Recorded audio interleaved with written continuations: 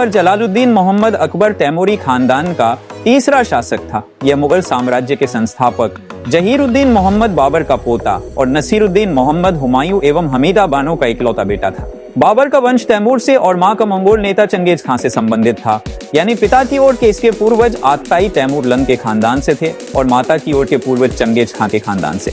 सभी 6 मुगल बादशाहों में अकेला अकबर ऐसा बादशाह हुआ जिसके बारे में कहा जाता है कि इसका दरबार सभी वर्गों के फरियादियों के लिए हर समय खुला रहता था। कहा जाता है कि मुस्लिम सरदारों की तुलना में इसके दरबार में हिंदू सरदारों की संख्या कम नहीं बल्कि अधिक ही थी।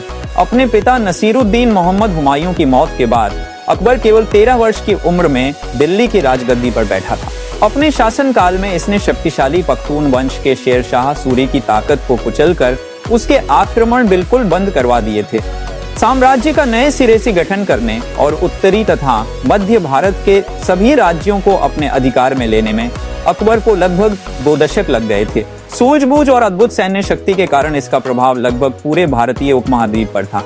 शहंशाह के रूप में इसने कुछ एक विद्रोहों को छोड़कर इस क्षेत्र के एक बड़े भूभाग पर लगभग निर्विघ्न शासन किया। इसने संख्या की दृष्टि से अधिक और शक्ति की दृष्टि से समर्थ हिंदू राजपूत राजाओं से राजनयिक संबंध बनाए और उनके परिवारों से वैवाहिक संबंध भी स्थापित किए। कहा जाता है कि शासन के अपने शुरुआती दिनों में हिंदुओं के प्रति अकबर की सद्भावना नहीं थी और न ही उनके प्रति सहिष्णु था, किंतु समय के साथ साथ इसने अपने आप को बदला और अन्य धर्मों में भी बहुत रुचि दिखाई।